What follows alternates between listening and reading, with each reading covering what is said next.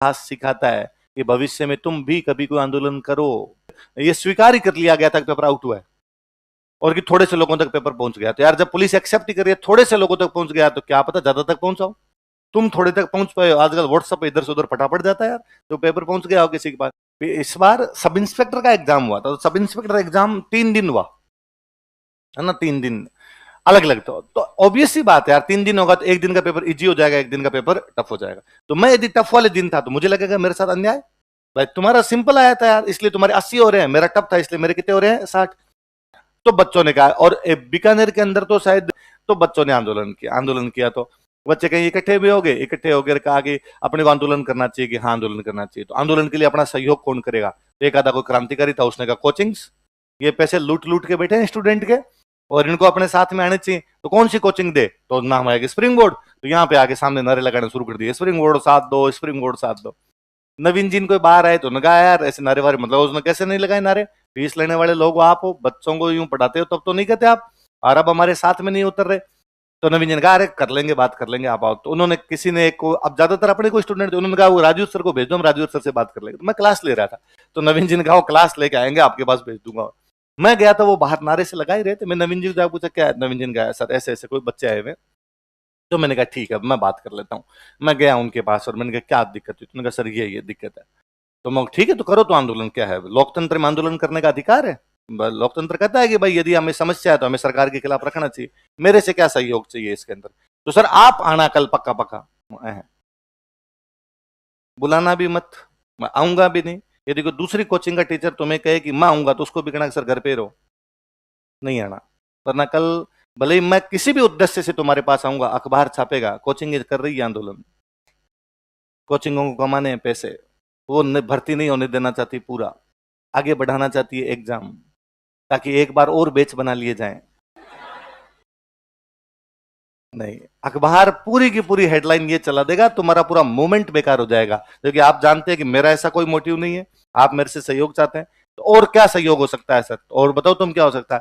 Sir student आने चाहिए, वो आ सकते हैं। वो सर आप कैसे भेजो? वो मैं जानू, मेरा काम जान, मैं मेरे व्यक्तिगत बंदों को कह सकता हूँ, किसी जानकार को कह सकता हूँ, तुम्हारी और कोई सहायता वो हो जाएगी, पर प्लीज कोचिंग वालों से ये सहायता मत लेना, वरना सरकार 2 मिनट में आंदोलन रगड़ देगी तुम्हारा। तो कभी भी बाहर से इन्फ्लुएंस कोई आंदोलन होना ही नहीं चाहिए। आंदोलन जिन लोगों की समस्या है उन लोगों द्वारा चलाया जाए, उन लोगों की मांग रखी जाए, तभी होते हैं। बिजोलिया ये सीख देता है हमें कि 44 साल तक उन्होंने आंदोलन चलाया, लेकिन बाहर के लोगों का कोई भी धन ग्रहण, तो स्वाभिमान छोड़िए, ये भविष्य को दिखाता है कि भविष्य में भी आंदोलन किस प्रकार के चलाए जाने चाहिए। आई बात समझ में? गजब बड़ा आंदोलन किया, मैं था उस आंदोलन के अंदर, 2 महीने हम सड़कों पे रहे होंगे। मैं उसमें कोई 2-3 बार पुलिस थाने के अंदर गया होगा। मैं यूं तो नहीं कहूं मैं जेल गया, क्योंकि आंदोलनों में जेल जाना नहीं होता, यूं पकड़ के लेके जाते हैं, दूसरे दिन छोड़ देते हैं, भागो रे यहाँ से जाओ। पुलिस वाले बेचारे परेशान रहते हैं, जबरदस्ती जाके थाने में घुस जाते हैं, लो पकड़ लो। पुलिस वाले कहते हैं क्या करेंगे तुम्हें पकड़ के? हाँ हम रुकेंगे, रात रात तो रुकेंगे यहाँ पे, ताकि कल अखबार में आए कि हम रुके थे, तो माहौल बने थोड़ा। तो इस प्रकार की चीजें थोड़ी रहती है।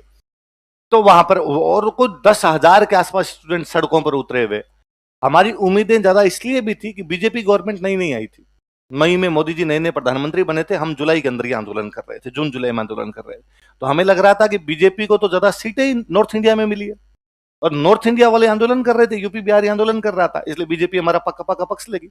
हमारा यह भी मानना था कि चूंकि वो इंग्लिश मीडियम वाले लोगों के पक्ष में झुका हुआ है, और बीजेपी वालों को इंग्लिश वैसे नहीं आती, इसलिए भी हमारा पक्ष ले लेंगे ये लोग।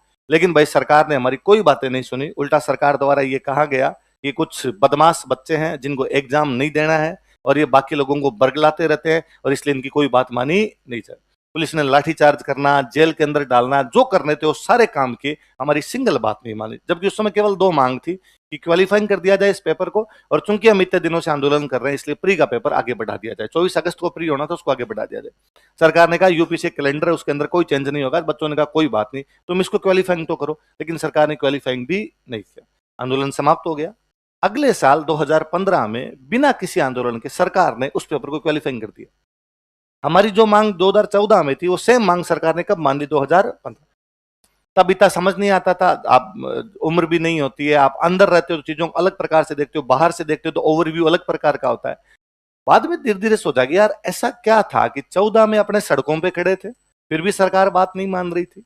15 में अपने तो आंदोलन में भी इतने लोग नहीं थे, आंदोलन ही नहीं किया था, उसके बावजूद सरकार ने बात मान ली।